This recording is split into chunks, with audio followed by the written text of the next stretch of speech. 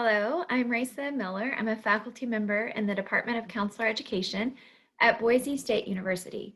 And today I'm going to be sharing with you a tip related to brain health and wellness.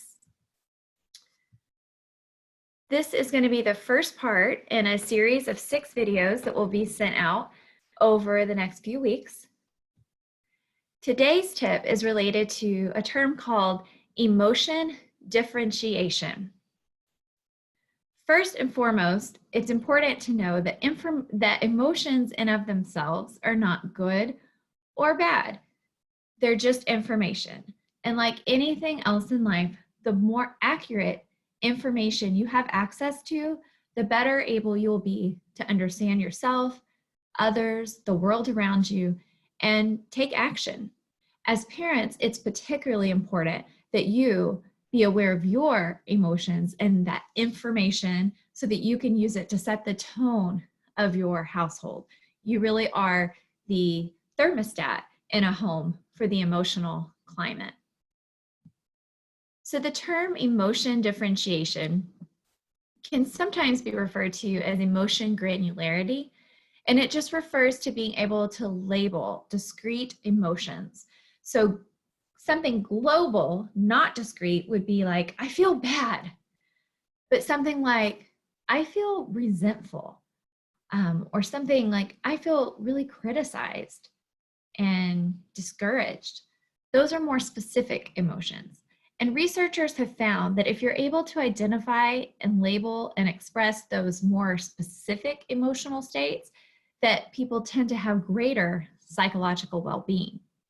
A recent study looked specifically at adolescents who had stressors, normal stressors for life. And those adolescents who had what would be called low negative emotion differentiation. So in this context, negative, it doesn't mean they were bad emotions, but just emotions that are experienced as painful. Those that were not able to differentiate those negative emotional experiences had increased depression levels over time. So just one specific study looking at adolescents indicating that if you're able to identify and label your emotions specifically, that it's going to help combat experiences like depression. So Dan Siegel called this name it to tame it, which I think is a really easy way to remember the importance of this idea of emotion differentiation.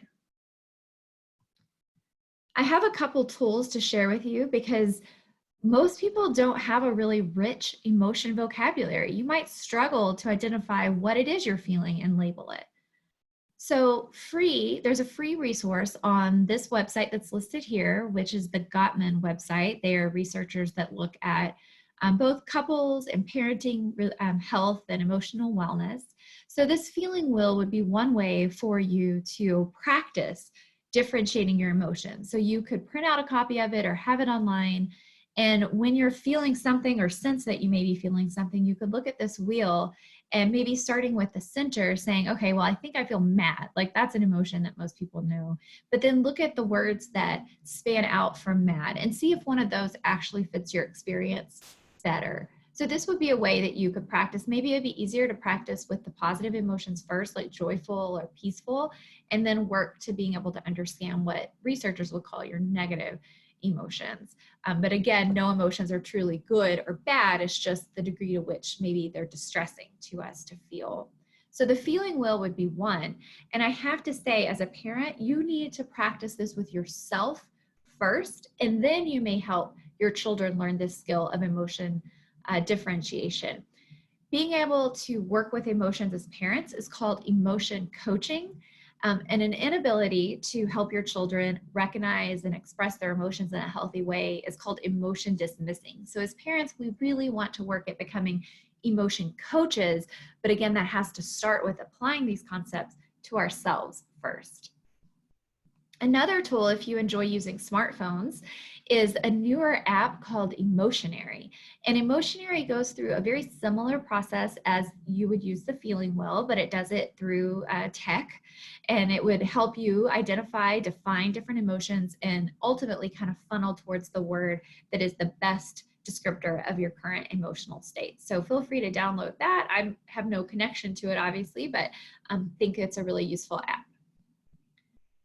And last but not least, once you're able to differentiate your emotions and label it, what do?